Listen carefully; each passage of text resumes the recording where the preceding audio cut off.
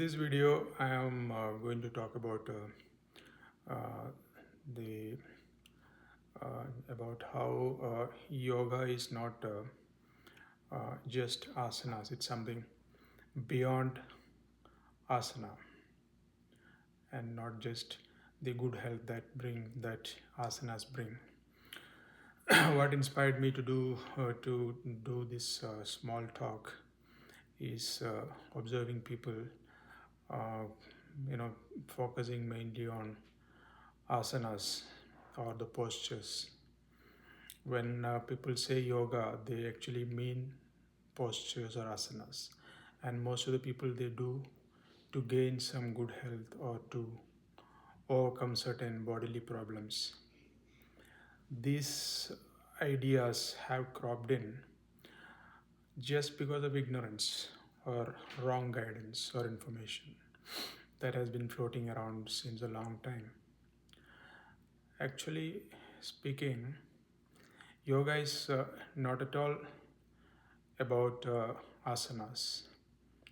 I cannot say not at all. Asana is just a fraction of it or a part of it. Yoga consists of 8 limbs. Totally, there are 8 limbs to yoga, and the limbs are yama, niyama. Yama, niyama is rules and regulations. Then comes the third limb is asana. Asana or the postures. It's not a very significant part of the entire yoga philosophy. It's a very tiny, it's a stepping stone towards something more bigger. So what is that bigger?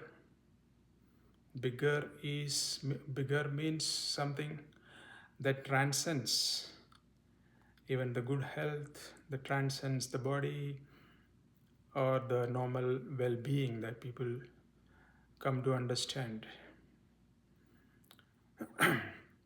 So the initial 3 steps, as I told you, are yama, niyama, asana. Then comes the pranayama.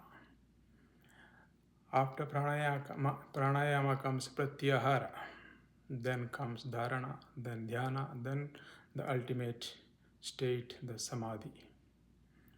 So it is a pathway that leads you to transcendence. Transcendence from this worldly living. As you understand, normal people, they come to think this worldly living as very true and very real based on the experience. There's nothing wrong with that, because that is what people experience. But a person who diligently follows all the steps of yoga come to an understanding that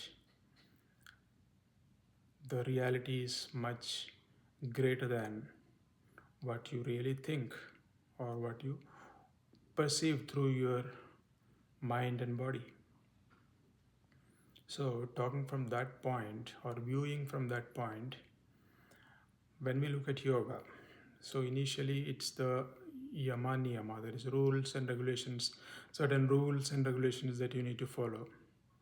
Because for a worldly person, they're totally into the worldly affairs, the kind of situations that are brought about by the continuous chattering of the mind or the working of the mind, and also the sensations brought about by the 5 sense organs.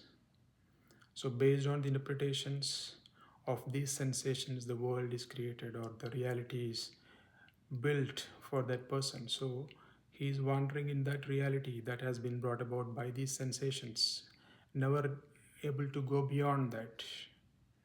He's trapped in that, never even able to think even for a fraction of a second that there could be something beyond this. So for such a person to get into yoga, there has to be certain rules and regulations that needs to be followed.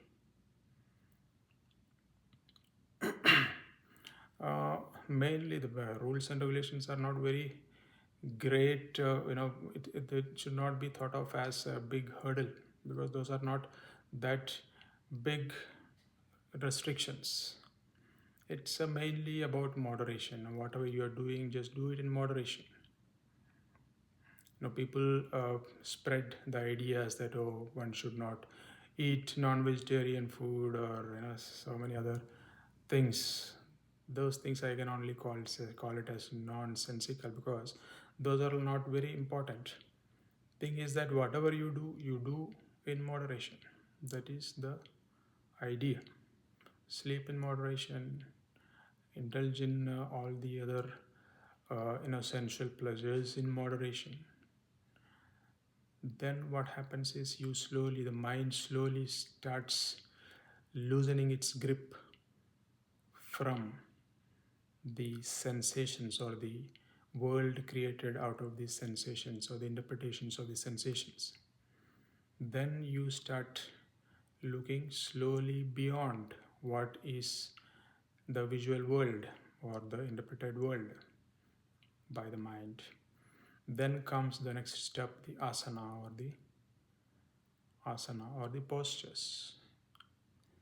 So the postures or the asanas, most people focus so much on that. Some people say that I am doing yoga sabati, but basically they are only doing this asana.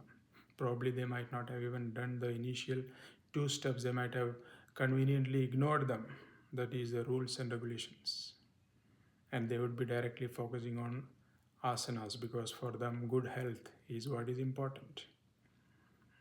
They are not interested in going beyond and seeing what yoga actually offers. So they focus only on asanas. They learn, the entire lifetime is spent in learning various postures, becoming experts in different postures, and exhibiting those postures or showing it off to the world. Or some even go ahead and become teachers of yoga and gain a lot of money. Ultimately, the entire focus is on gaining money by gaining expertise in different postures. But if you look at these postures genuinely, if you look at those, are much beyond gaining health or anything. It's If you look at it, it actually transcends, leads you to transcending the body itself.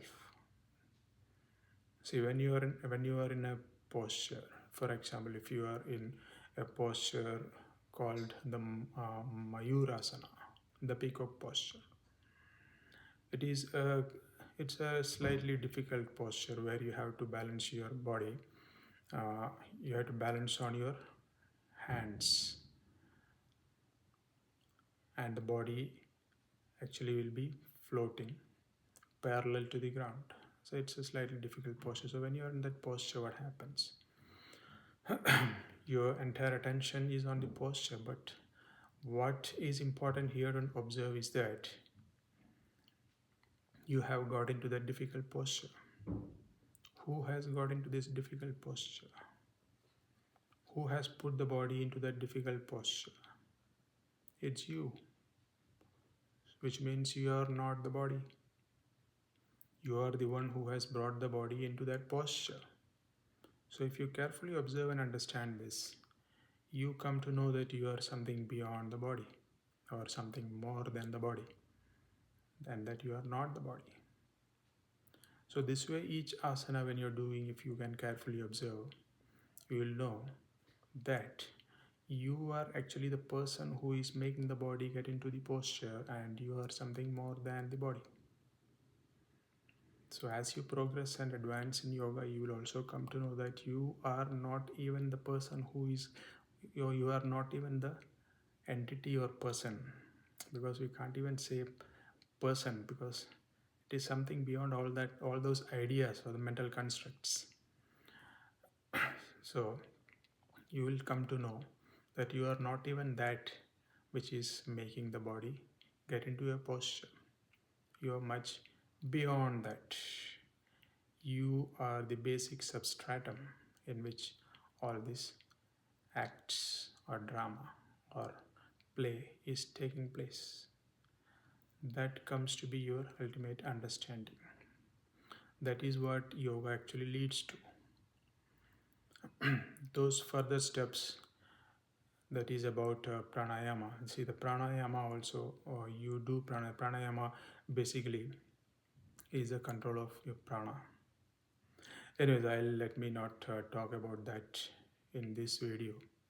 I will talk about pranayama and other limbs of yoga in the subsequent videos that I may come up with.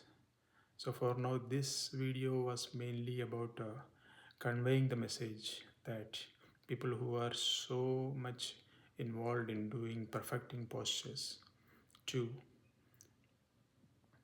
look beyond the postures and good health and see what yoga actually bring can bring eventually, what the ultimate goal is, trying to understand what the actual goal of the yoga philosophy is, and also try to advance from that particular limb of yoga, that is the third limb, and go to the fourth, fifth, sixth, seventh, and ultimately the eighth limb. That should be the aim. So this is only to encourage people to look beyond that and gain further understanding. Thank you.